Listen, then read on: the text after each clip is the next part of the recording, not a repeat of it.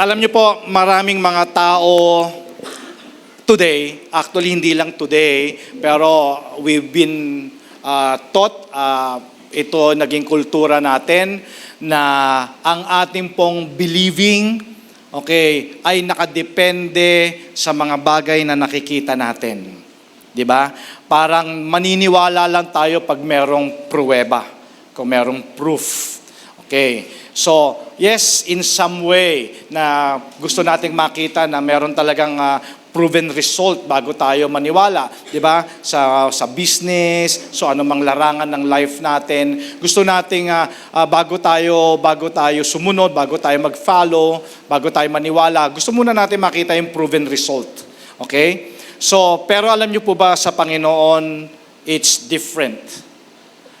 Kaya ang ating pong message ngayong umaga is called Believe, Then You Will See.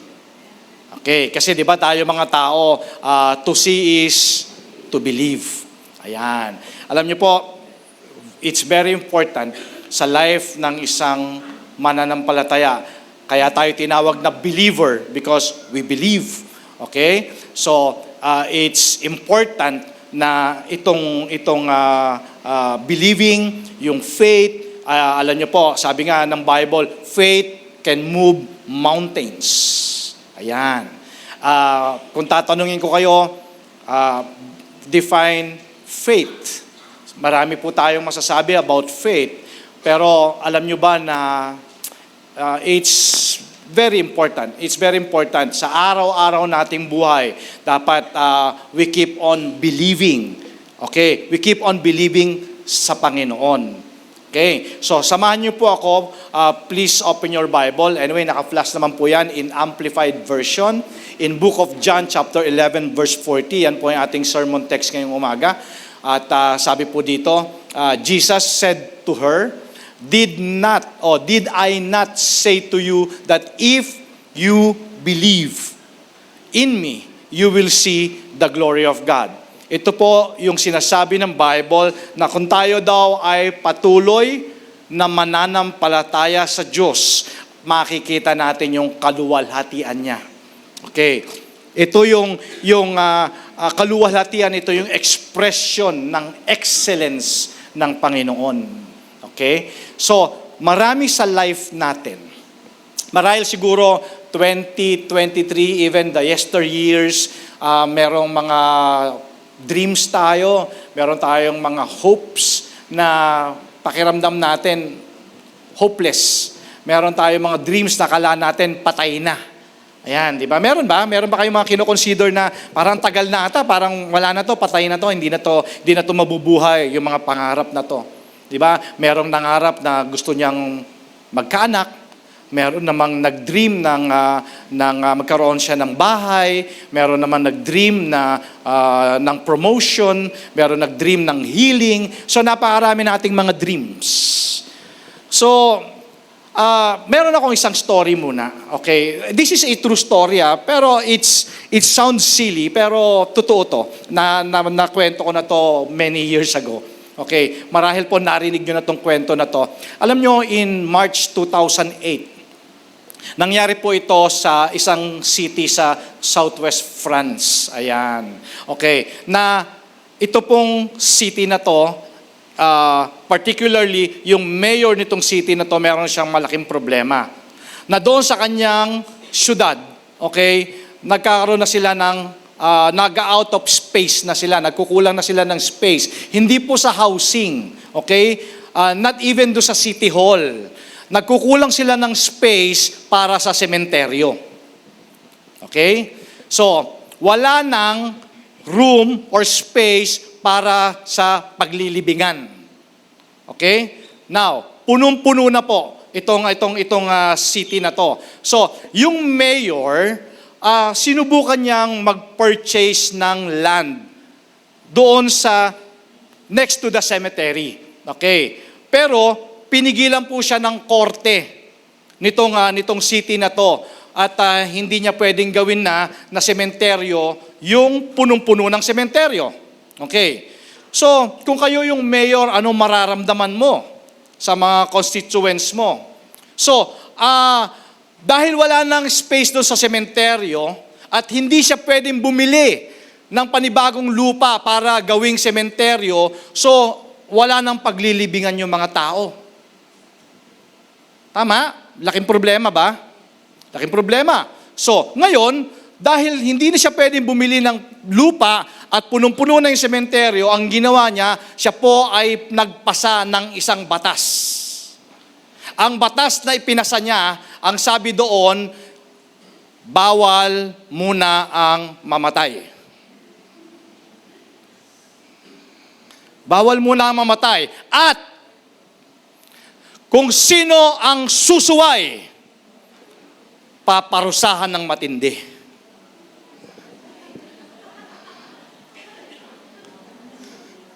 Well, of course, sabi nga po, it's a ridiculous law.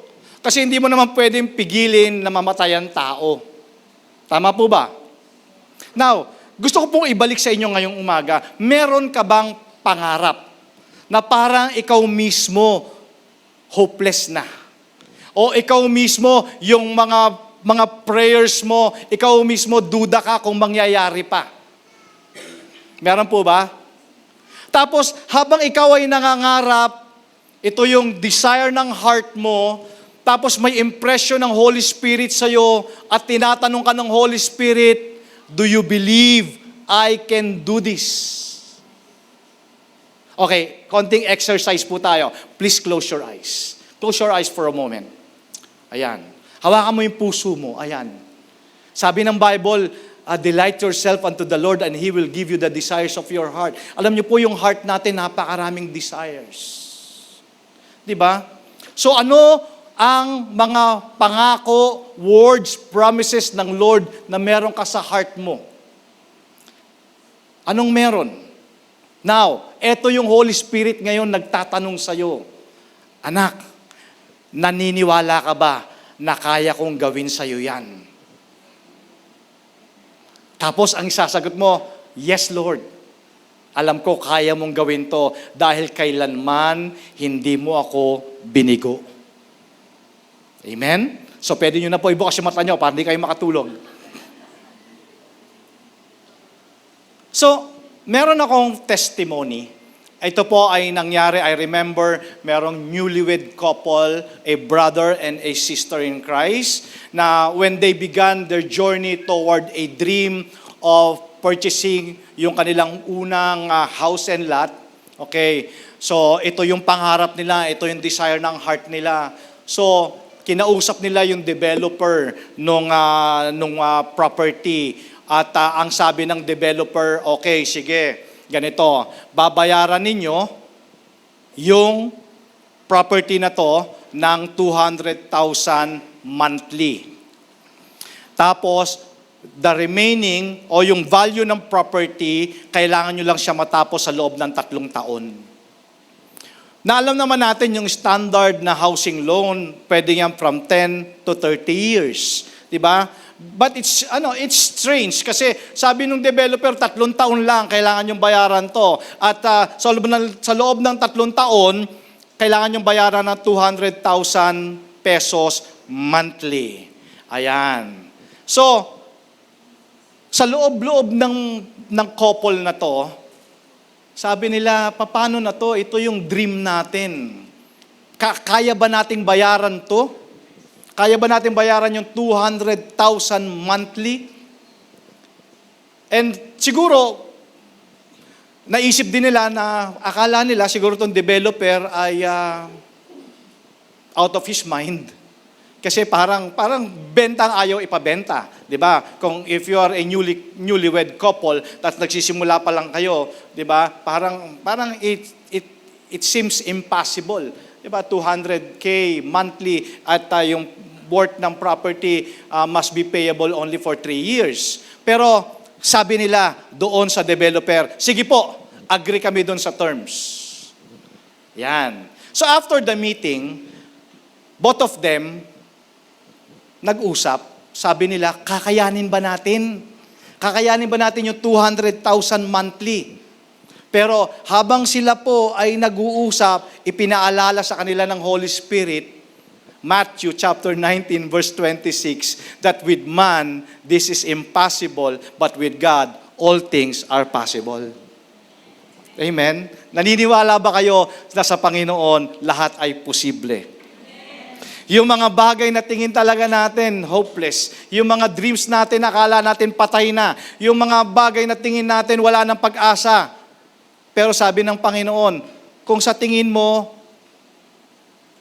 imposible, pero ibahin mo ang Diyos. Sa Diyos, lahat posible. Amen po ba? Pwede po ba natin palakpakan ng Panginoon? Doon po sa text natin ngayong umaga in Book of John chapter 11 verse 40. Ulitin po natin. Sabi po dito, did I not say that if? So the requirement, church, in order for us to see the glory of God, did I not say that if you believe, you will see the glory of God? Sabi po sa Tagalog version, sinabi ni Jesus, hindi ba't sinabi ko sa iyo na kung sasampalataya ka, ay makikita mo ang kaluwalhatian ng Diyos. Pwede po ba sabay-sabay tayo sabihin natin, yes Lord, I believe you can. Dahil kailanman, hindi mo ako binigo. Yes, kailanman, God never failed us. Amen. So that's the same words, are the very same words na sinabi ni Jesus kay Martha. Nung si Martha po ay nakatayo doon sa harap ng libingan, sa tomb ng kanyang kapatid na si Lazarus, na mahal ni Jesus.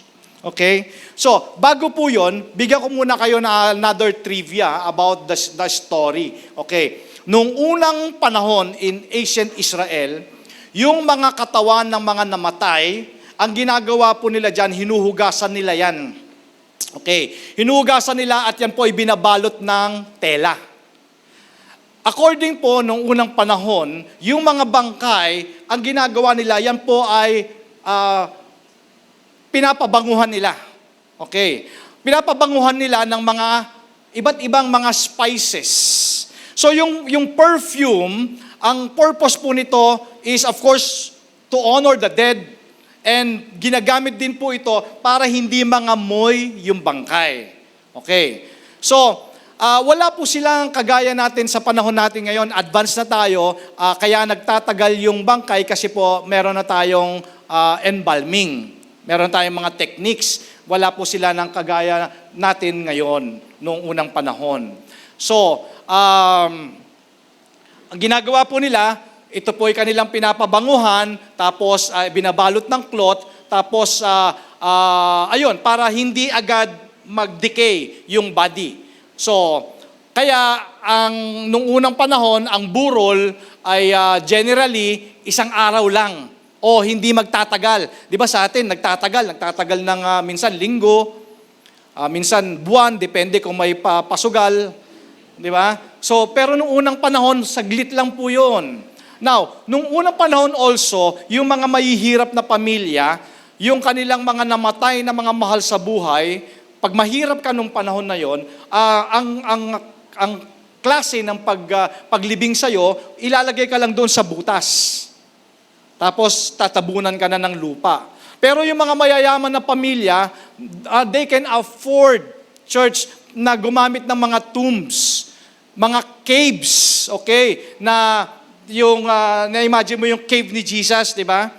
Yung tomb ni Jesus na meron siyang stone sa harapan, sa entrance. So basically, kung ito yung kultura nung unang panahon, makikita natin na si Lazarus at ang kanyang pamilya ay relatively wealthy people.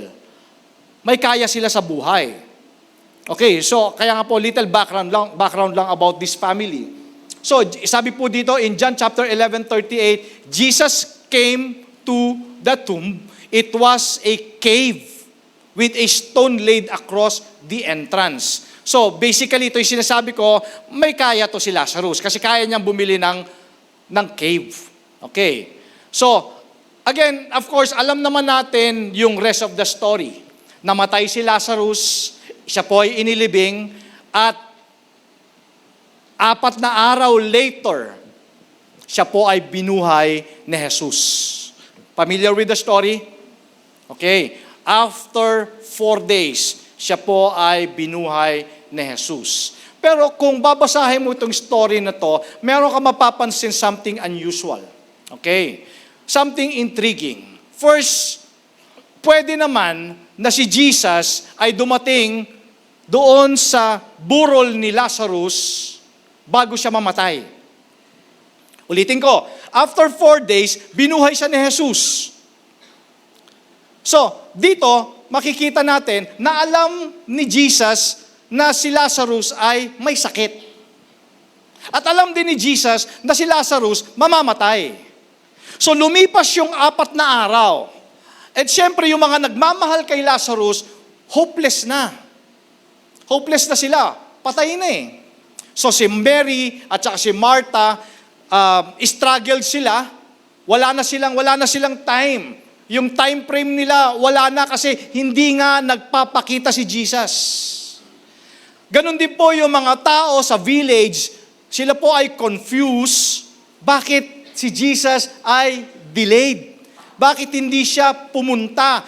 Pwede naman siyang pumunta nung naghihingalo pa si Lazarus. Bakit inintay niya pa ang 4 na araw? So, everyone thought Jesus was too late. Pero ang buong katotohanan po, God is never too late. God is always on time. Even when His timing doesn't match our expectations. Diba? Ganun tayo eh. Minsan lalo na pag meron tayong time frame, meron tayong mga timetable, meron tayong mga schedule, meron tayong mga bayaran, diba? Naku Lord, magjuju na yung cheque ko. Diba? Lord, maniningil na yung landlord ko. Diba? Meron tayong mga timings na inaasahan, may time frame tayo, pero dito sa story ni Lazarus, hindi nag-show up si Jesus. Hindi siya nag-show up. And the same with our prayers, brothers and sisters. Your prayers are not unheard. They are being answered in God's perfect timing. Merong laging perfect timing si Lord. Alam niya kung kailan. Diba? Minsan nga sinasabi natin, Lord, kailangan ko na. Pero alam ng Lord kung kailan mo kailangan. So, Jesus purposely delayed yung kanyang trip doon sa Bethany, yung pagpunta niya kay Lazarus, so we can believe for the impossible. So meron palang plano, may purpose si Jesus, bakit siya nagpa-delay? Kasi yung delay ni Jesus is hindi natin delay. Iba yung expectation natin. Kaya sabi ng Bible, His ways are not our ways. And His thoughts are not our thoughts. So according again sa mga Jewish belief, however, pagka walang nangyari sa patay after ng 4 na araw, kinoconsider na nila ang patay na patay na. Okay, why? Kasi naniniwala sila, meron silang theology, meron Jewish theology, na pag ang tao daw ay namatay, hindi pa talaga siya patay na patay after 3 days. Ulitin ko ha, walang embalsamo sa panahon nila. Okay, so umaasa ang mga mahal sa buhay na on the first day, on the second, on the third day, pwede pang mabuhay yung namatay. Okay? So, dahil naniniwala sila in the Jewish theology na ang kaluluwa daw ng taong namatay ay nagpapaikot-ikot pa after na siya ay mamatay. Okay? Providing ng pag-asa for a resurrection. So, yung umaasa sila na dahil namamasyal pa yung kaluluwa, marahil doon siguro kinuha nung iba yung doktrina na to, numaasa sila na dahil namamasyal pa siguro, kung pumunta pa kung saan-saan yung kaluluwa na yun kaya siguro meron na uso yung dadalawin ka, di ba? So, umaasa sila na babalik pa sa katawan yung kaluluwa. Okay. Pero pag nakita nila yung muka ay nagdi-disfigured na, ibig sabihin nun, wala na talaga. Hindi na babalik yung kaluluwa sa body nung namatay. So, umaasa sila sa loob ng 3 araw may mangyayari pa. Church, hindi ba kayo nagwa-wonder bakit on the 4th day pumunta si Jesus? Pinuntahan ni Jesus yung body ni Lazarus on the 4th day para siguradong patay na si Lazarus. Contradict to the Jewish theology na pwede pang mabuhay after 3 days. Okay, so balikan natin yung scene. Tingnan ninyo, para kayong nanonood ng sine. Okay, in John chapter 11, 39-40, ito yung senaryo. Okay, dumating si Jesus on the 4th day, nandoon siya, kausap niya si Martha, sabi niya, take away the stone. Diba? Tanggalin niyo yung stone doon sa entrance. Sabi ni Martha, patay na po si Lazarus. At by this time, dahil 4 na araw na, malamang iba na rin ang amoy. Tama? Amoy patay na. Kasi nga 4 days na. Pero anong sabi ni Jesus? Church, again, in verse 40, John chapter 11, Jesus said to her, did I not say to you that if you believe, you will see the glory of God? Wow. Church, the same words na sinasabi ng Lord sa iyo today. If you believe in me, in Jesus, you will see the glory of God. Maraming mga bagay sa buhay natin, church, marahil hindi natin nare-receive because of the unbelief.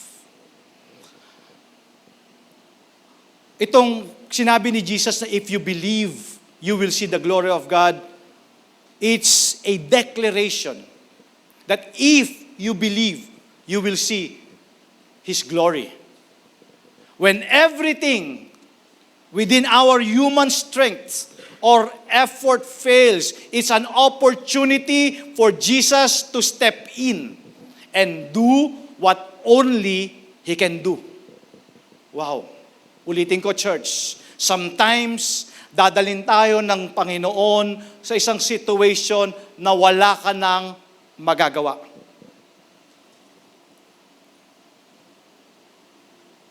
Para ipakita niya na siya lang ang may kakayahang gawin ang mga bagay na hindi mo kayang gawin. Nakuha niyo?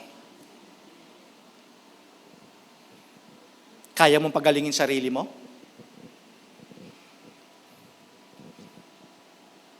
Kaya mong i-prosper ang sarili mo? Kaya mong pigilan ng death? Ano sa mga buhay natin, yung nandun tayo sa situation na, I remember yesterday, nung nandun ka sa situation na wala kayo magsasabihin kundi, Lord, help! Amen. Dadating ka doon sa situation na wala ka nang kayang gawin. Pero yun ang opportunity para ipakita ng Diyos yung kaya niyang gawin. Amen. So if that's Jesus' opportunity to show us what only He can do, that's also our opportunity to practice our faith. Pag nandun tayo sa ganung situation, then practice your faith. Believe. And then, makikita natin sa story, naghintay pa. Anong sabi ng Bible? Naghintay pa kasi anong ginawa nila Mary at nila Martha? Nagpasabi sila kay Jesus. Nagpasabi sila, sabi nila, yung mahal mong si Lazarus, matindi ang karamdaman, maaari niyang kamatay. Pero anong ginawa ni Jesus? Naghintay pa siya ng 2 araw pa. Pero pwede niya sanang i-prevent yung kamatayan ni Lazarus. Kung si Jesus ay nag-shown lang, nagpakita lamang siya doon few days earlier, Lazarus would not have died. Alam mo, ito yung lagi kong sinasabi. Alam nyo, in our situations, lagi tayong merong what if. What if? Diba? What if kung si Jesus pumunta ng mas maaga doon? Di sana hindi namatay si Lazarus. What if? Diba? What if kung yung mahal ko sa buhay ay inalagaan ko pa? Baka nandito pa siya ngayon. What if? What if? Pero God never moves without purpose and plan. Minsan, meron kang sitwasyon sa life mo, church, sa life natin, na dadalhin ka ng Panginoon sa sitwasyon na wala ka nang kayang magawa. Pero yung pala, yung opportunity na ipapakita ng Lord sa'yo, yung kanyang glory. Wow! Amen ba yun? Maaring hindi sana namatay si Lazarus, yun ang iniisip nila. Kung dumating lang na maaga si Jesus. In John chapter 11:21 says, Lord, if you had been here, my brother would not have died.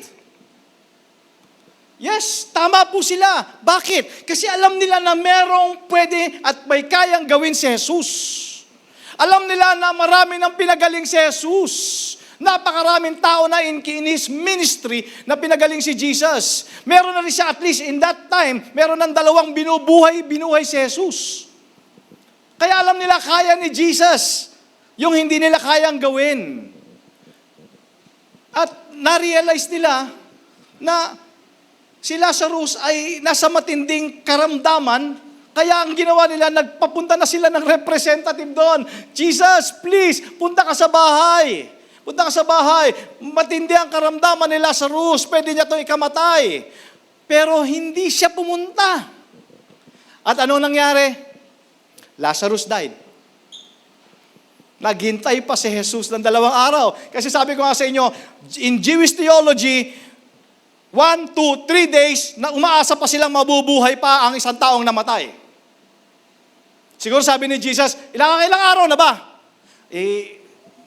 Teacher, master, ano pa lang po ikalawang araw pa lang. Ganun ba? O sige, we cannot sa inyo. After 2 days, pupunta ako doon. Jesus, matindi po ang karamdaman ni Lazarus, pwede niya ikamatay. Ganun ba? Hayaan mo. After 4 days, pupunta ako doon. See? Nakita nyo? Pero ito pa isang strange. Pansinin nyo, when you read the story, the other strange about this story, kung paano si Jesus nag-response doon sa funeral. You remember in John chapter 11, 33 and 35, nung makita ni Jesus, when Jesus saw Mary crying, at hindi lang si Mary umiyak, lahat ng mga tao na nasa paligid umiyak, he was deeply moved in spirit and troubled, and Jesus wept. It's strange. Diba? Nung dumating si Jesus doon sa funeral, nakita niya nag-iiyakan yung mga tao, pati siya umiyak. Now, question church, na kung alam ni Jesus na si Lazarus ay mamamatay, bakit siya umiyak? If it was all prearranged and is part of His plan.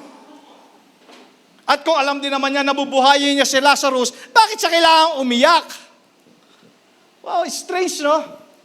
Pero, church, ito, I love this. I love this. You know, ito yung impression talaga ng Lord sa atin this morning. Why Jesus cried? Alam niyo po kung ano sagot dito? He cried kasi nakita niya si Mary at saka yung mga taong nag-iiyakan. Yung kanilang kalungkutan breaks his heart. Hindi siya umiyak dahil si Lazarus ay namatay.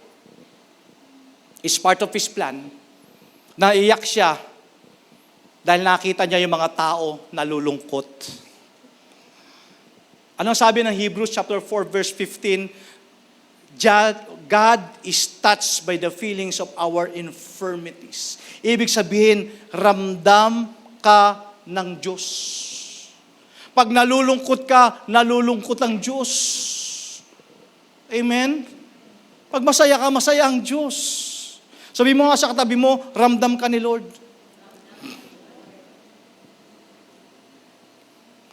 Why cry? Kung alam mo naman na mamamatay si Lazarus at bubuhayin mo. Yung pala, naiyak siya dahil nakita niya yung mga tao nalulungkot. Kaya church, pag ikaw nalulungkot si Lord. Amen? Kaya you're never alone. Alam niya, sabi niya, He's touched by the feeling of our infirmities. Kung ano yung nararamdaman mo, ramdam ni Lord yun. Amen? Amen? Now, upon hearing this story this morning, ano naman ngayon? What is it for us today? Church, ulitin ko yung question kanina. If believing is important para sa atin, in order for us to get everything we want from God, anong pangako ng Lord ang pinaniniwalaan mo? Sige nga, anong pangako ng Lord? You know the Word? You know the Bible? Ano ang pinanghahawakan mo? Pinanghahawakan ba yung healing? Pinanghahawakan mo ba yung prosperity? Pinanghahawakan mo ba yung success, yung victory? Anong pinanghahawakan mo na promise ng Lord sa Word niya? Ano? Now, kung pinaniniwalaan mo yan, nag-manifest na ba? Nangyari na ba? Kasi sabi ng Lord, if you believe, then you will see. Baka kulang pa yung believing, kaya hindi pa nangyayari. Or, ang malungkot, baka walang believing. Baka may unbelief o merong doubts. Sige nga, testingin natin. Ano na doon sa mga promises ng Lord yung nag-manifest? Kasi siya nagsabi. Diba, hindi naman si pastor ang nangako noon. Church, ang sabi niya, when you believe, if you believe, then you will see. Eh Lord, bakit hindi pa nangyayari? Kay Lord ba ang problema? Hindi, di ba? Binigay niya na yung principle, believe, then you will see. Nga lang, sabi ng tao, hindi, Lord. To see is to believe. Yun ang problema. Pag nag-to see is to believe tayo kay Lord. Sige nga, church, sige nga. Ano ang pinangahawakan natin na word ng Lord today? Na kay Lord ba ang problema kaya hindi siya nagmamanifest? O baka ang problema sa believing natin?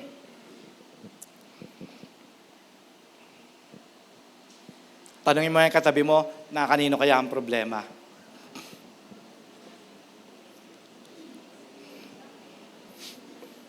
Tapos magtatanong tayo, Lord, bakit ganito nangyayari ko? Sabi nga ni Jesus, if you believe, then you will see.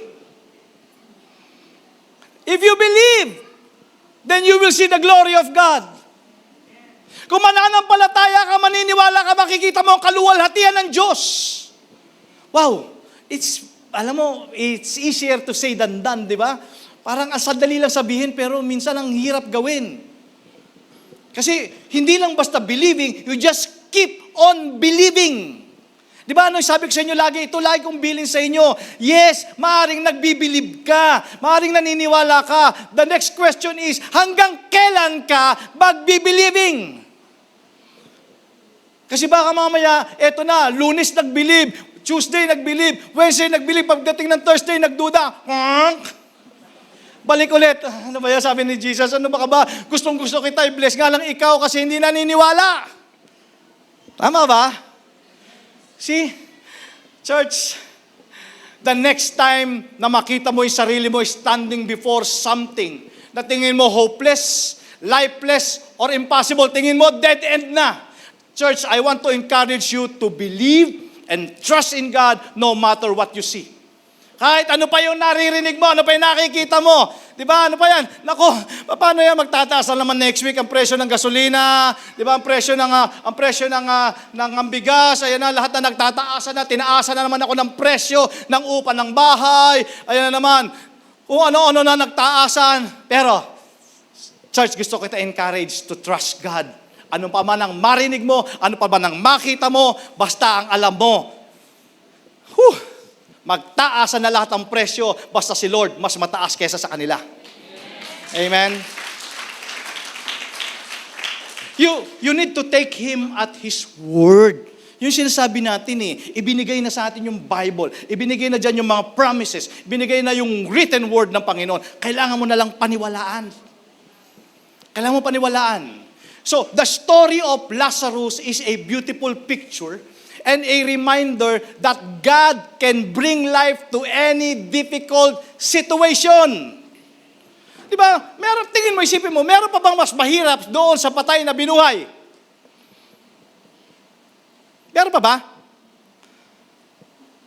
Sige nga, meron pa ba? Meron pa ba? Oo nga, no. Yung aking tanghalian mamaya, madali lang kay Lord yun. Yung pambayad ko ngayong katapusan, ako ano mamabayarin, kaya na Lord, si Lazarus nga binuhay Ano ba? Mayroon pa bang mahirap? Sa patay na kuko, mahirap ba yon? Pero yung patay na tao, wow. Wow. Kasi church, alam niyo, we serve an all-powerful, faithful, loving God who fulfills what He promises. Anong sabi ng Mark chapter 9 verse 23? If you can believe, all things are possible to him who believes. Wow. Now, dumating ka na ba doon sa point na yon na sinasabi ng Panginoon na all things are possible to him who believes? Naniniwala ka ba na kaya kang pagalingin ng Panginoon? Naniniwala ka ba kaya kang pasaganahin ng Panginoon? Amen. Di ba? Yung mga bagay na kala mo, dead end na. Pero kay Lord, hindi pa. Amen. Wow. Kung sinabi ng doktor na ito ang karamdaman mo, hanggang dyan ka na lang, sabi ng doktor yon. Pero anong sabi ni Jesus? Long life will satisfy you. By His stripes you are healed. Yun ang sinasabi ko. Well, yung mga sinasabi ng mga nasa paligid mo, those are just facts. Pero the Word of God is the truth, and the truth shall set you free. Amen. Itong Mark 9:23 na to, itong passage na to, marami dito pinangahawakan yan. And it has been traditionally taught. Ang ibig sabihin nito, you can have your miracle if you can believe. Pero kung hindi ka maniniwala, then hindi mo marireceive yung miracle mo. Kasi may requirement, you need to believe in God. You need to believe His power. You need to trust Him. Diba? Kasi nga, we get everything by believing. Trust God, have faith, yun po yung key para ma-unlock yung glory ng Panginoon. Pag sinabi natin glory, yun yung expression of His excellence and goodness. Yung greatness and goodness ng Lord. Kailangan talaga tayo magtiwala sa Panginoon. Kasi kailangan natin ng pananampalataya. In Hebrews chapter 11 verse 6 says, and without faith, it is impossible to please God. So kailangan mo ng faith. Kailangan mo ng pananampalataya. Church, yung story ni Lazarus, it ends with God receiving all the honor and glory, just Jesus said it would. Ito yung sinasabi natin Kasi at the end of the story, ang kwento na to ay bumalik, siyempre, ang glory lahat para sa Diyos pa rin. Gustong-gusto kang i-bless ng Panginoon kasi babalik sa Kanya yung glory. Diba? Gusto kanyang i-bless. So the miracle displayed through the resurrection of Lazarus that caused others to believe in Jesus too. Diba? Dahil nga, sabi niya gano'n, ilang araw na? First day pa lang po, sige, dyan lang kayo, mga bataan. Diba? Dyan lang kayo, easy lang kayo. Siguro sabi ng mga apostoles, Jesus, naghihingalo na lang, hayaan mo lang. Pabayaan mo lang. Bukas, kinabukasan, meron dumating, Jesus, naghihingalo na si Lazarus, punta ka na doon. Ilang araw na? 2 araw pa lang po. Sige na, umuwi ka na doon. Pupunta na lang ako doon. Diba? Hanggang siguro on the 3rd day, may nagpaalala naman, Jesus, 3 araw na. Hayaan mo lang, baka akayain nila, pagka pumunta ako doon, nabuhay lang yun dahil nagpakalat-kalat lang yung kaluluwa niyan. O ilang araw na? 3 araw na po. Okay, sige. 1 araw na lang para siguradong patay na. Tama? 4 na araw. So, it was the very thing God used to glorify Himself in that season of our lives. At saka, sabi ko sa inyo, dadating sa situation ng life natin na wala ka nang magagawa. At wala kang ibang gagawin kundi fix your eyes only to Jesus, the author and the finisher of our faith. Sa Kanya mo lang talaga i-fix yung eyes mo. At sasabihin mo, Lord, I believe in you. Dahil kailanman, hindi mo ako binigo. At alam mo ba na yung story mo, kaya inaalaw din ng Lord yan sometimes, para yan ay maging inspiration to other believers para magtiwala sa Kanya. Kasi nga, church, when everything within our human efforts and strength fails, yan ang gustong-gusto makita, di ba? Yung mga mayayabang, yan ang gustong-gusto ni Jesus eh. Di ba? Yung nandun ka na, dead end ka na. Push off the wall ka na. Wala ka nang magagawa within your human efforts and human strength. Sabi ni Jesus, sige pa, kala ko ba kaya mo pa? Sige nga, yabang mo kasi, sige pa. And then, wala na, dead end ka na. Sabi mo, Lord, help me. And it's an opportunity with Jesus to do what only He can do. Amen? Ipapakita niya sa'yo, anak, apart from me, you can do nothing. Kasi alam nyo ba, if God is all you have, therefore, you have all you need. Amen ba yon? Pag nasa iyo ang Panginoon, nasa iyo ang lahat. Amen? Hallelujah. So, God knows exactly how you and I feel. He's touched by the feelings of our infirmities. Bawat moment ng buhay natin, alam niya yung kabigatan mo. He knows it's heavy. Alam niya, church. Kaya nga sabi ko nga, you can talk to God honestly. Di ba? Alam niya yung mga kabigatan. Kaya nga sabi sa Matthew 11:28, come to me. So there's an invitation. Come to me, all you are weary and burdened, and I will give you rest.